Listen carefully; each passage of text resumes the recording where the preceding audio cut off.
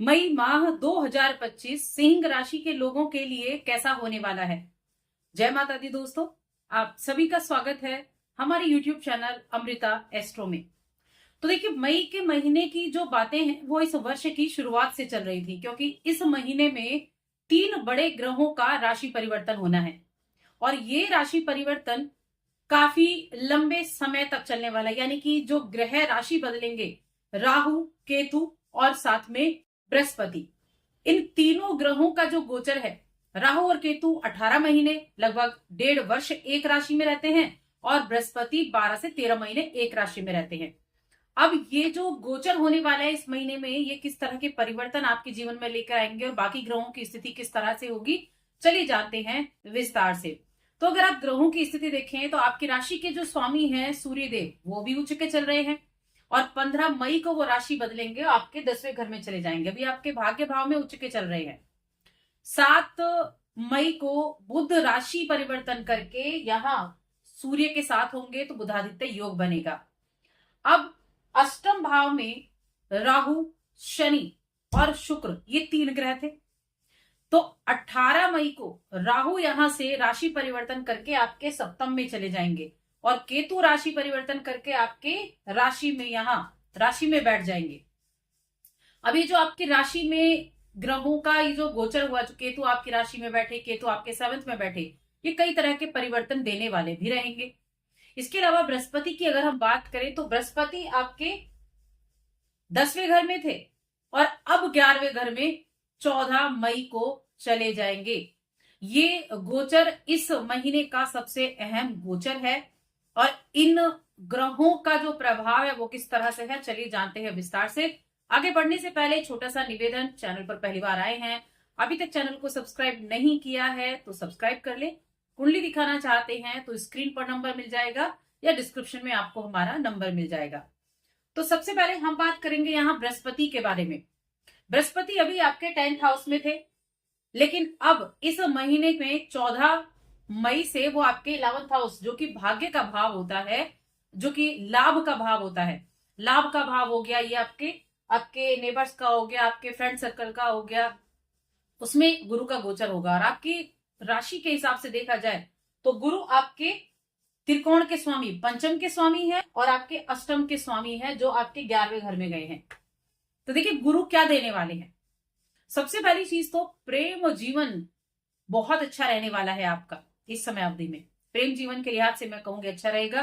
प्रेम विवाह के योग भी बन सकते हैं, लेकिन यहां ध्यान रखना होगा एक्स्ट्रा मैरिटल अफेयर भी हो सकते हैं, तो इस चीज का तो आपको अच्छे से ध्यान रखना है। वैसे इसमें थोड़ा सा एक योग बनेगा तो उसमें थोड़ा रुकावट आएगी, यानी कि आप अगर खुद से समझदारी से काम लेंगे तो चीजें ठीक भी रहेंगी, लेकिन चांसेस बन सकते हैं। शेयर मार्केट से लाभ के योग आपके लिए बनते हुए दिखाई देंगे।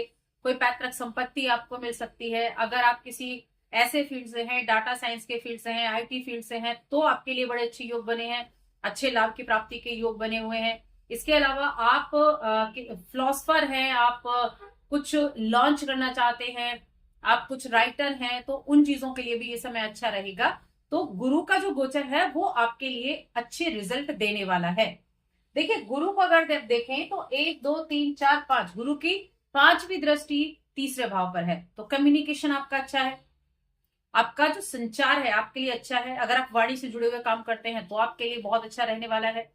फाइनेंस से जुड़ा काम करते हैं आप मीडिया से जुड़ा हुआ काम करते हैं, ट्रैवल से जुड़ा काम करते हैं, या किसी तरह के आप धर्म से जुड़ा हुआ कार्य करते हैं, तो वो चीजें आपके लिए बड़ी बेनिफिट देने वाली रहने वाली हैं। इसके बाद सप्तम दृष्टि और नवम दृष्टि। नवम दृष्टि आपके सप्तम पर जा रही है, तो यहाँ राहु के ऊपर दृष्टि जाएगी, तो यहाँ चीजें जो हैं कुछ मैनेज होती हुई दिखाई देंगी। बिजनेस में ठीक ठाक समय रहेगा, बिजनेस के लिए भी ठीक ठाक समय रहने वाला है। अब ये जो गोचर है, ये वैसे तो आपने सुना होगा अतिचारी गुरु होने वाले हैं। खैर ये तो अभी फिलहाल हम मई के महीने की बात कर रहे हैं, लेकिन गुरु का जो गोचर है उसके बारे में हम अगली वीडियो में बात करेंगे कि खाली गुरु के गोचर का प्रभाव किस तरह रहेगा, क्या अतिचारी गुरु होते हैं, उसकी हम आगे चर्चा करेंगे। फिलहाल मई के महीने की बात कर रहे हैं कि मई के महीने में गुरु क्या देंगे। तो आपके ऊपर जो काम का प्रेशर था ना, जो आपका काम नहीं बन पा रहा था, वो अब ठीक हो जाएगा, क्योंकि 10वें घर से यहाँ 9th हाउस में बृहस्पति चले जाएंगे। अब दूसरी हम बात करते हैं शनि की। तो देखिए, एक शनि जो है ना वो आपके अष्टम भाव में आए हैं। अष्टम भाव को अच्छा नहीं माना जाता, मृत्यु भाव कहते हैं, आयु भाव कहते हैं। और अष्टम भाव में शनि अच्छे होते हैं, आयु को बढ़ाते हैं। और अष्टम भाव विदेश से जुड़ा हुआ भाव भी है। आपके लिए जो शनिदेव हैं वो आपके छठे और सातवें घर के स्वामी हैं और आठवें घर में गए हैं। दृष्टि अगर आप देखें तो यहां से दृष्टि सातवीं, 8, 9, 10, 10वीं और यहां तीसरी। तो ये समय ऐसा हो सकता है कि आप अपने काम के क्षेत्र में, यानी आपके काम के जरिए आप बाहर यात्रा, विदेश यात्रा, फॉरेन लैंड पे आप जा सकते हैं। बहुत अच्छे योग इस महीने में आपके लिए बने हुए हैं। महीने की शुरुआत से ही वैसे ये योग बने हुए हैं, क्योंकि एक तरफ तो मंगल नीच के बैठे हैं लेकिन 12वें घर में बैठे हैं, और साथ में जो शुक्र है तीसरे घर के वो भी आपके उच्च के चल रहे हैं, जो 10th लॉर्ड भी बनते हैं, और 8th में उच्च के चल रहे हैं। तो 8th भाव भी विदेश का है, 12वां भाव भी विदेश का है, तीसरा भाव यात्राओं का है। तो यहाँ स्थिति, और हाँ देखिए चौथे घर के स्वामी बनते हैं, तो विदेश जाने के बहुत अच्छे योग हैं। करियर की शुरुआत करना चाहते हैं तो अपने करियर के लिए आप जाना चाहते हैं, कोई बिजनेस कर रहे हैं, उसके ट्रिप पर जाना चाहते हैं, तो उसके लिए बहुत अच्छा योग यहाँ बना हुआ है। लेकिन शनि की ढैया भी आपके ऊपर लगी हुई है। अगर आपकी आयु 25 वर्ष के आसपास है तो ये शनि की ढैया आपके काम में आपको बहुत ज्यादा प्रेशर देने वाली है। आपको बहुत एफर्ट डालने पड़ेंगे अपने काम को शुरू करने के लिए, जो अपने करियर की शुरुआत कर रहे हैं। लेकिन अगर आपकी उम्र 30 वर्ष से ऊपर है तो ये ढैया आपके लिए उतना नुकसानदायक नहीं रहेगी। क्यों नहीं रहेगी? क्योंकि आपको एफर्ट करने की आदत है। तो ये जो शनि की ढैया है अलग तरह से आपको प्रभाव देगी, साथ में आयु में वृद्धि भी करेगी। और यहां से देखिए, कुटुंब के साथ थोड़ा सा सामंजस्य जरूर बनाकर चलें। कुटुंब के साथ सामंजस्य बनाकर चले, अपने अनुशासन में रहकर काम करेंगे तो अच्छे रिजल्ट आपको मिलेंगे। अब बात हम मंगल की ही कर लेते हैं। तो मंगल आपके 12वें घर में बैठे हुए हैं, नीच अवस्था में बैठे हुए हैं। 12वें घर के मंगल अच्छे नहीं माने जाते, लेकिन 12वां घर विदेश का है। देखिए 12वां घर एक्टिव हुआ, विदेश का घर है, साथ में 12वां घर जो है वो कुछ निगेटिव हाउस चीजें भी आपको देता है, क्योंकि यहाँ से छठी दृष्टि, यहाँ 7वीं दृष्टि यहाँ छठे घर पर गई रोग रिपुरण के पर, और 8वीं दृष्टि आपके यहाँ सप्तम भाव पर गई। पहली चीज तो यहाँ आपके लिए रहेगी, देखिए विदेश जाने के योग बहुत अच्छे बनेंगे, घर से दूर जाने का योग बनेगा, कामकाजी क्षेत्र में आपको फॉरेन लैंड की यात्रा हो सकती है, ये बहुत अच्छा योग है। दूसरा, वैवाहिक जीवन में थोड़ी उथल पुथल हो सकती है, पार्टनर के साथ अनबन रह सकती है, चाहे आपका वो बिजनेस पार्टनर ही क्यों ना हो, क्योंकि इस महीने में, मई के महीने में मंगल की दृष्टि राहु पर रहेगी। राहु और मंगल एक बड़ा एग्रेशन वाला योग बना देते हैं, गुस्से को बढ़ा देते हैं, अहम को बढ़ा देते हैं। तो थोड़ा सा वैवाहिक जीवन में ध्यान रखना है। पार्टनरशिप में बिजनेस कर रहे हैं तो उस पर भी ध्यान रखना है। हालांकि यहाँ गुरु भी देखेंगे राहु को, देखेंगे तो कुछ चीजों में कहीं ना कहीं डाउन आप होते दिखाई देंगे। यानी अगर कोई तीसरा व्यक्ति आपको समझाता है तो आप समझ जाएंगे, ये चीजें रहेंगी, लेकिन ध्यान आपको जरूर रखना होगा। अब जो मंगल है वो आपकी प्रॉपर्टी वगैरह में जो लेन देन है वो सोच समझ कर करें, सिग्नेचर वगैरह सोच समझ कर करें। भाग्य के स्वामी भी है साथ में, तो यात्राएं आपकी हो सकती हैं, लंबी यात्राएं हो सकती हैं, धर्म से जुड़ी यात्राएं हो सकती हैं, कहीं पहाड़ों पर यात्रा करने जा सकते हैं, किसी देवी देवता के दर्शन करने जा सकते हैं। तो ये चीजें भी इस महीने में पॉसिबल हो सकती हैं। अब बात करते हैं हम सूर्य की और बुध की। तो देखिए सूर्य आपकी राशि के स्वामी है, उच्च के होकर बैठे हैं भाग्य भाव में, राशि के स्वामी त्रिकोण में बैठे हैं, तो सीधा यहाँ त्रिकोण एक्टिव होता है। साथ में बुध बुधादित्य योग बना रहे हैं 7 मई से, और ये सूर्य यहाँ पर 14 तारीख तक है। 15 को तो राशि बदल लेंगे, तो 14 तारीख तक भाग्य का साथ आपको जरूर देखने को मिलेगा। पिता के साथ अपने संबंधों को बनाकर चलें, पिता की रिस्पेक्ट करेंगे तो अच्छे रिजल्ट आपको मिलेंगे। शासन प्रशासन से जुड़े हुए कार्य आपके अच्छे होंगे, अपने आप को प्रूव कर पाएंगे, नेतृत्व की क्षमता बढ़ेगी, कॉन्फिडेंस आपका अच्छा रहेगा। ये सारी चीजें आपको देखने को मिलने वाली हैं। अब पिता के साथ संबंध अच्छे बनाकर चलें, उनका आशीर्वाद लेकर चलेंगे, तब ये चीजें आपके लिए जीवन में अच्छी रहने वाली हैं। अब यहां से बुध आ जाएंगे आपके दूसरे घर, 10वें घर में, वृषभ राशि में। कब? 15 तारीख को। उसके बाद क्या होगा?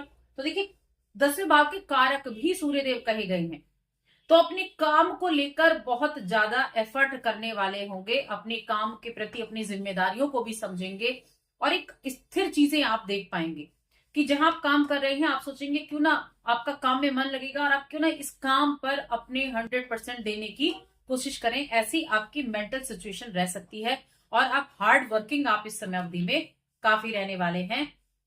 अब यहाँ थोड़ा सा ध्यान रखेंगे कि ऑफिस के आपके जो सहयोगी होंगे, आपके जो बॉस होंगे, उनसे अच्छे से बनाकर चले। इस चीज को ध्यान रखें क्योंकि सूर्य यहाँ बैठकर शनि यहाँ बैठकर सूर्य को भी देखेंगे तीसरी दृष्टि से, सूर्य पर दृष्टि होगी आपके 10वें घर पर। तो काम काज में जितना अधिक वाद विवाद से दूर रहेंगे, ऑफिस की राजनीति से दूर रहेंगे, उतना ज्यादा आपके लिए अच्छा है। तो सोच समझकर चलने की आवश्यकता होगी और धन लाभ भी होगा, ऐसा नहीं धन लाभ नहीं होगा, काम भी अच्छा चलने वाला है आपका। अब हम बात करते हैं आपके लिए यहाँ राहु की। तो देखिए राहु 7th में आए हैं। 7th में राहु थोड़ा सा कहीं ना कहीं एक ऐसी स्थिति पैदा कर देते हैं। एक तो पहली चीज तो वैवाहिक जीवन में गलत फहमियां होना। दूसरा है कि जो गुरु जब राहु यहाँ बैठते हैं तो वैवाहिक जीवन में मतभेद तो होता ही है, एक्स्ट्रा मैरिटल अफेयर भी आपको देखने को मिल जाते हैं, साथ में थोड़ा गुस्सा भी आपको आता है। सूर्य की राशि है वैसे भी, तो थोड़ा सा ध्यान रखना होगा, राहु के उपाय आपको जरूर करने होंगे। केतु आपके बैठे हुए हैं राशि में, आपकी राशि में केतु बैठे हैं। केतु मोक्ष के कारक हैं। केतु अगर देना चाहें तो बहुत कुछ दे देते हैं। केतु डिटैचमेंट भी कराते हैं। और केतु क्या करेंगे यहाँ बैठकर, या तो आपको धर्म से जोड़ेंगे, ज्ञान आपको मिलेगा, उस ज्ञान का कैसे इस्तेमाल करना है ये आप जाने। जल्दबाजी में कोई कार्य नहीं करना है। आलस आपको थोड़ा आ सकता है, अपने आलस को त्यागना है, अपने काम पर फोकस आपको करना होगा। लेकिन सबसे ज्यादा वैवाहिक जीवन में ध्यान रखना है आपको, किसी तीसरे की दखलंदाजी ना हो, किसी तरह का वाद विवाद ना हो, किसी तरह के गुस्से पर धैर्य के साथ काम करना है, गुस्से को काबू में करना है। यहाँ ये चीजें हो गई। इसके बाद उपाय की बात कर लेते हैं कि क्या उपाय आपके लिए अच्छे रहने वाले हैं। देखिए इन सभी गोचर के बारे में हम डिटेल्स में बात करेंगे। गुरु का हो गया, राहु का हो गया, केतु का हो गया, कि क्या सावधानियां, क्या चीजें आपके लिए पॉजिटिव रहेंगी। लेकिन मई के महीने में ये चीजें आपके लिए रहेंगी। शिक्षा के मामले में मैं कहूंगी अगर आप बाहर जाकर पढ़ना चाहते हैं, हायर एजुकेशन के लिए बहुत अच्छा है। बच्चों के लिए थोड़ा ज्यादा एफर्ट करने का है, जो छोटी क्लास में है बच्चे, उनके लिए ज्यादा मेहनत करने का है। ध्यान भंग हो सकता है या फिर किसी न किसी वजह से पढ़ाई में थोड़ा सा दिक्कत हो सकती है, तो उनको ध्यान रखने की ज्यादा आवश्यकता होगी। लेकिन हाँ, लाभ आपको जरूर मिलेंगे। दूसरे घर के स्वामी आपके भाग्य भाव में बैठे हैं 7 तारीख से। हालांकि इसी महीने दोबारा राशि बदलेंगे और 10वें भाव में आ जाएंगे। तो यहाँ स्थितियां जो है अच्छी बनेंगी, इच्छाओं की प्राप्ति होगी, धन लाभ भी होगा और बिजनेस भी ठीक ठाक चलने वाला है, अगर आप अपने ऊपर धैर्य रखते हैं तब। अब उपाय की बात करते हैं। पहला उपाय राहु का उपाय है। राहु का उपाय करना है, मछलियों को दाना डालें या फिर आप दान करें सत अनाज का। सत अनाज आप चिड़ियों को खिला सकते हैं। आप देखिए केतु आपकी राशि में बैठ रहे हैं, तो आप डॉग्स को फीड करा सकते हैं। जब भी आपको मिले, जिस दिन भी आपको मौका मिले, उस दिन आप डॉग्स को फीड करा सकते हैं। ये आप करें। जानवरों की मदद करना, ये आप जरूर करें। जब मौका मिले किसी जानवर को सताएं नहीं, इस चीज का ध्यान रखें। सूर्य देव को प्रतिदिन अर्घ्य जरूर दें और रविवार के दिन आदित्य हृदय स्तोत्र का पाठ करें। तो बस आज की इस वीडियो में इतना ही। वीडियो कैसी लगी कमेंट करके जरूर बताएं। जय माता दी।